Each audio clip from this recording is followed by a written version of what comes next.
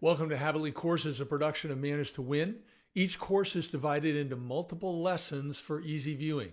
All are now completely free, so you can watch them on your own or work through them as a team. Please subscribe to this channel, leave a comment, and share your favorite lessons with others. Try to find something that helps you be your best. Hello, this is David Russell. What I want to focus on in this lesson, lesson 3, is on the problem, not the people. How do you do that? So whatever the problem is, we want to be hard on the problem, but soft on the people, because relationships are critical. That's a huge asset for us. So I want you to kind of think good cop, bad cop negotiation. In a good cop, bad cop negotiation, two cops arrest someone for something. They want to get the person to talk. And so one cop plays the bad cop, wants to rip the guy to shreds, blow out his kneecaps, do whatever, going to get him real bad. The other guy is the good cop. The good cop comes alongside. Let's solve this. We can get through this. Don't worry about it. Work with me. The bad cop is a top-down approach. If you don't work with me, I'm going to kill you. That's not what we want to do.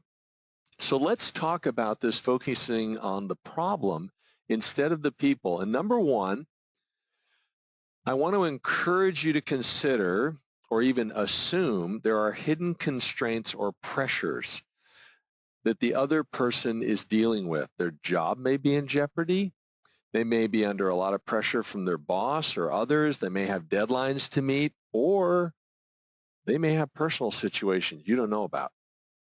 Physical, relational, whatever it might be. All kinds of stuff can be going on. So they may be behaving in a way that you feel is unnecessary drama, and to a certain extent, you're absolutely correct, but cut them a little slack.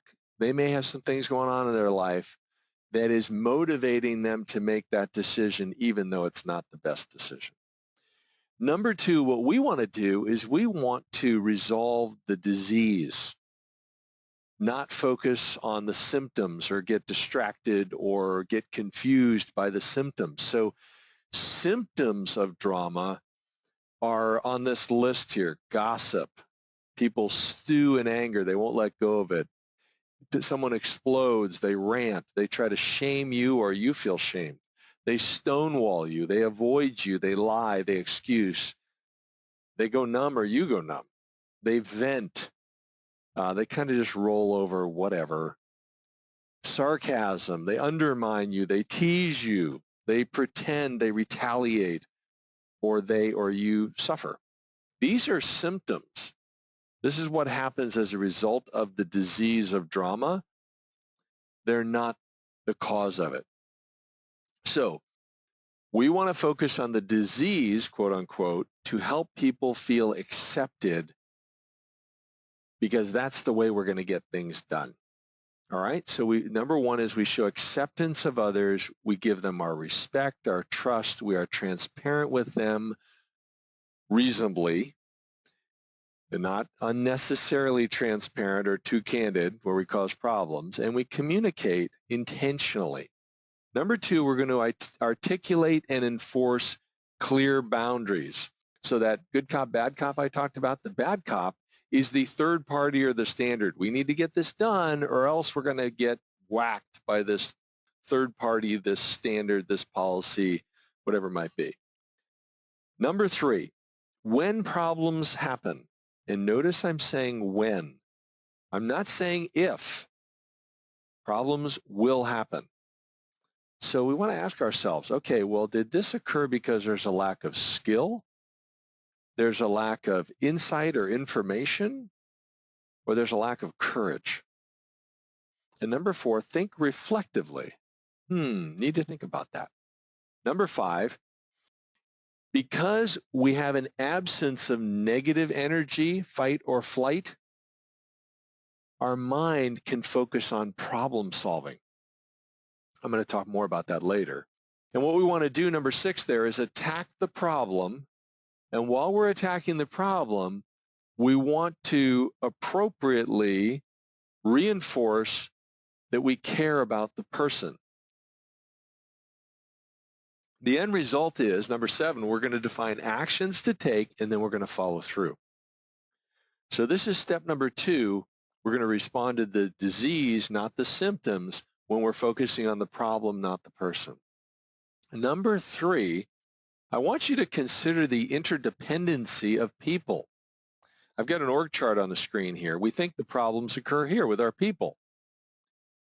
But actually, most of the time, the problem has to do with our systems and our processes, or our lack thereof. So I put a little process here on the screen, just as an example. Usually this breaks down, and then it affects the people component, not the reverse. It's not usually the person breaks down first. Now, number 4, we also want to be aware, are there any conflicting metrics? This can be confusing for some people. Let me give you some examples. So billable hours versus managed services. In the IT world, when you're providing IT services on contract, when it's billable hours, it's, hey, you just keep working. The more you can bill, the better. The higher percentage of your hours that you can bill is a utilization rate. You want that up high. It maximizes profits, performance. In the managed services world, you want to automate as much as possible, and on a per client basis, lower the amount of time it takes to serve each client, because you're doing such a good job of eliminating problems before they occur through automation and other steps that you can actually be more profitable. 2 different things. Billable hours, the pressure is more hours, more hours, more hours. Managed services, the pressure is less hours, less hours, less hours. Next item, time entry documentation versus pending ticket urgency. So, you're trying to finish up some work for one client, and hopefully you've been documenting the work as you go. And this is worse if you're not, because then you need to document what you just did, but you got this other ticket, hey, this person needs help right away. You got to close out the first ticket. Response time versus multiple simultaneous requests. So you're supposed to have a really low response time for each ticket, service ticket, customer contact, whatever. But what happens when you get 2, 3, 4, 10 at a time? And then you've got the pressure of closed sales versus an accurate forecast. So do you want to spend all your time forecasting, trying to make it accurate, or do you want to focus on closing sales? These are conflicting types of metrics. There are ways to make them work together, but it takes some work and some intentionality. Number 5, I'm going to go back to those Columbo questions. I love them. What do you mean by that? So a conflict starts, or someone pulls your trigger, pushes your button. Okay? What do you mean by that? Make them talk a little bit, and, oh, how did you come to that conclusion? That's kind of interesting. So, and by the way, you don't use those words necessarily exactly, but it's very interesting process as far as using these questions. It slows it down, helps you really identify what is the true disease versus what are symptoms. So here's a summary of these 5 steps that you can take to avoid workplace drama. Number 1, assume the other party has hidden constraints or pressures. Number 2, respond to the quote-unquote disease, the true problem, not the symptoms, the people issues. People change when they feel accepted. Number 3, consider the interdependency of people and work groups in your systems and processes. The breakdown is typically in the systems and processes. Number 4, identify conflicting performance metrics so you can work through those and avoid that. And number 5, don't hesitate to use those Columbo questions. And you might use them during some of these discussion exercises I'm having you do, which is what we're going to do next. So we're focusing on the problem, not the people. And so this first question I have for you, or statement, is describe a conflict where later you found out the other party had one or more hidden constraints or pressures. And quite frankly, maybe you felt bad about it. Oh, I wish I hadn't been so hard on the person. I didn't realize their mother just died, or something like that. talk about that one. Then I'm going to move on to number two. Number two, explain a situation you had with someone, maybe a client, maybe a coworker, where you help them see the disease, the true problem, and stop blaming others by helping them feel heard and accepted.